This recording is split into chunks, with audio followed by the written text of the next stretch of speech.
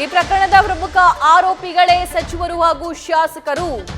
ಹಗರಣ ಬಯಲಿಗೆ ಬಂದ ತಿಂಗಳ ಬಳಿಕ ನೋಟಿಸ್ ಕೊಟ್ಟಿದ್ದಾರೆ.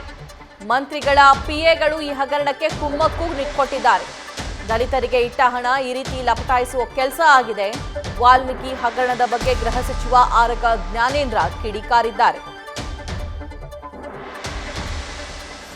ಕೂಡ ಎನ್ಕ್ವೈರಿ ಮಾಡಿದಂಗೆ ಮಾಡಬೇಕು ಅಂತ ಹೇಳಿ, ಯಾಕಂದ್ರೆ ಮೊನ್ನೆ ನೋಟಿಸ್ ಕೊಟ್ಟಿದ್ದಾರೆ.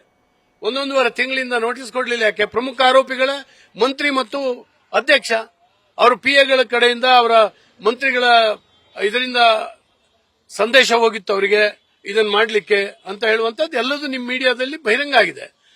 ಇವತ್ತಿನವರೆಗೆ ಅವರಿಗೆ ನೋಟಿಸ್ ಕೊಟ್ಟಿರಲಿಲ್ಲ ಅಂದ್ರೆ ಇದನ್ನು ಮುಚ್ಚಾಕುವಂತ ಎಲ್ಲ ಪ್ರಯತ್ನ ರಾಜ್ಯ ಸರ್ಕಾರದ ಕಡೆಯಿಂದ ನಡೆದಿತ್ತು. ಈ ಆಟ ನಡೆಯೋದಕ್ಕೆ ಬಿಡೋದಿಲ್ಲ. ಇದು ಅತ್ಯಂತ ಭ್ರಷ್ಟ ಸರ್ಕಾರ ಮತ್ತು ದಲಿತರ ಹಣವನ್ನ, ದಲಿತರಿಗಿಟ್ಟಂತ ಹಣವನ್ನ ಗ್ಯಾರಂಟಿಗಳಿಗೋಸ್ಕರ ವಿನಿಯೋಗ ಮಾಡಿದ್ದ ಅಲ್ಲದೆ ದಲಿತರ ಉಳಿದಿರ್ತಕ್ಕಂಥ ಹಣವನ್ನು ಕೂಡ ಈ ರೀತಿ ಲಪಟಾಯಿಸುವಂತ ಕೆಲಸವನ್ನು ಇವತ್ತು ಮಾಡ್ತಾ ಇದ್ದಾರೆ. ವಾಲ್ಮೀಕಿ ನಿಗಮ ಮಾತ್ರ ಅಲ್ಲ, ಬೇರೆ ಬೇರೆ ನಿಗಮದಲ್ಲಿ ಎನ್ಕ್ವೈರಿ ಮಾಡಿದ್ರೆ ಎಲ್ಲ ಹಗರಣಗಳು ಕೂಡ ಇವತ್ತು ಬಯಲಿಗೆ ಬರ್ತದೆ. ಅಂತದ್ದು ಆಗಬೇಕು ಅಂತ ಹೇಳಿ ನಾನು ಈ ಸಂದರ್ಭದಲ್ಲಿ ಒತ್ತಾಯಿಸ್ತೇನೆ. ನ್ಯೂಸ್ ಫಸ್ಟ್, ನಿರ್ಭೀತಿಯಿಂದ ನಿಮ್ಮ ಪರವಾಗಿ.